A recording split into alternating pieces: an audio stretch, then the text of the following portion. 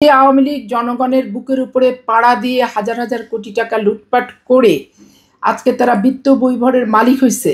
তো তাদের ওই অসৎ উপায়ে ইনকামের টাকা তাদের আইনজীবী হিসেবে আমি তাদেরকে আইনজীবী হিসেবে তাদের পক্ষে দাঁড়িয়ে ওই অপকর্মের টাকাই তো আমার ফি হিসাবে নিতে যদি আমার নৈতিকতা বাধে, তাহলে তো আমি মামলাটা করলাম না, করব না। হ্যাঁ, কিন্তু এখানে ধরেন একটা সাধারণ মানুষ এখানে নিরীহ, তাকে একটা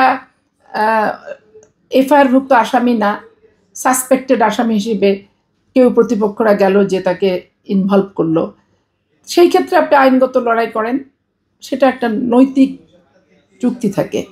কিন্তু আইনজীবীদের তো কোনো এখন মানে কোন মামলা করা যাবে যাবে না, যার বিরুদ্ধে আন্দোলন করলাম সরানোর জন্য, এখন তাকে বসানোর জন্য তার মুক্তির জন্য যদি আমি আইনি লড়াই দিব বলে ঘোষণা দিই, এইটা কি 15 বছরের ভূমিকার সাথে সামঞ্জস্যপূর্ণ ঘোষণা হবে না। আর খায়রুল হক সাহেবের কথা চিন্তা করেন, খায়রুল হক সাহেবকে নিয়ে অনেকেই আইনগত সহায়তা দিতে চাচ্ছেন, দিতেই পারেন, রাষ্ট্রের নাগরিক হিসেবে আইনগত সহায়তা পাওয়ার অধিকার ওনার আছে। কিন্তু উনি বাংলাদেশে জবাবদিহিতার ঊর্ধ্বে তো না। উনি বাংলাদেশের যে সমস্যাগুলো তৈরি করে গেছে, মুন সিনেমা হলের মালিকানার মামলায় উনি তত্ত্বাবধায়ক সরকারের বিলটা বাতিল করে দিলেন। শুধু বাতিল করলেন তা না, শর্ট নোটে যা ছিল 21 মাস পর উনি পূর্ণাঙ্গ জাজমেন্টের টোটালটাই পরিবর্তন করে ফেললেন। তো এইটা একটা জজ হিসাবে যে শপথ নেয়, শপথ নিয়ে একটা বিচারপতি যখন চেয়ারে বসেন, তো সেই শপথবাক্য পাঠটা কি প্রতিদিন মনে পড়ে না? তারপর তত্ত্বাবধায়ক বাতিল করার কারণে বাংলাদেশের গুম, খুন, অপহরণ, নির্যাতন, মিথ্যা মামলা এবং নির্বাচন, ভোটারবিহীন নির্বাচন, নিশিরাইতের নির্বাচন, তারপরে আপনার এই যে নতুন করে একটা নির্বাচন করলো জাস্ট অবৈধ অনির্বাচিতর মেয়াদটাকে উত্তীর্ণ করার, এই সবগুলোই তো খায়রুল হকের তত্ত্বাবধায়ক সরকারের বিলটা বাতিল করার কারণেই কিন্তু হলো। অযাচিতভাবে জিয়াউর রহমানকে অবৈধ শাসক, অযাচিতভাবে জিয়াউর রহমান ঠান্ডা মাথার খুনি শেখ মুজিব হত্যার ভিতরে এই যে বিচারপতি শামসুদ্দিন মানিক এবং বিচারপতি খায়রুল হক সাহেব বাংলাদেশের জন্য, বাংলাদেশের মানুষের জন্য শপথ নিয়ে বিচারপতির আসনে বসে যেভাবে শেখ হাসিনার পারপাসটা সার্ভ করছে, এটা আওয়ামী লীগের অনেক কর্মী নেতারাও কিন্তু এভাবে পারপাস সার্ভ করার সুযোগ পায়নি, কিংবা করেনি, কিংবা করেছেনও অনেকে, কেউ কেউ করেননি।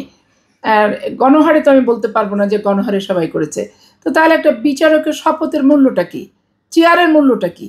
আমি তো চাই না যে বাংলাদেশের কোনো বিচারককে বিচারপতি সিনহার মতো আজকে তাকে যেভাবে দেশে আসতে দেয়া তখন হয়নি, এবং যেভাবে দেশ থেকে বিমানে তুলে দেওয়া হয়েছে, অপহরণ করা হয়েছে, সেটাও যাতে না হয়। আর চেয়ারে বসে খায়রুল হক সাহেবের মতো, বিচারপতি শামসুদ্দিন মানিকের মতো অন্ধত্ব, দলীয় দৃষ্টিকোণ বিচারপতির আসনটাকে কলুষিত করে, এখানে রাজনৈতিক কর্মীর বহিঃপ্রকাশটাই অতিরিক্ত হয়ে যায়, যার খেসারত আজকে দিতে হচ্ছে বিচারপতি খায়রুল হক সাহেবকে।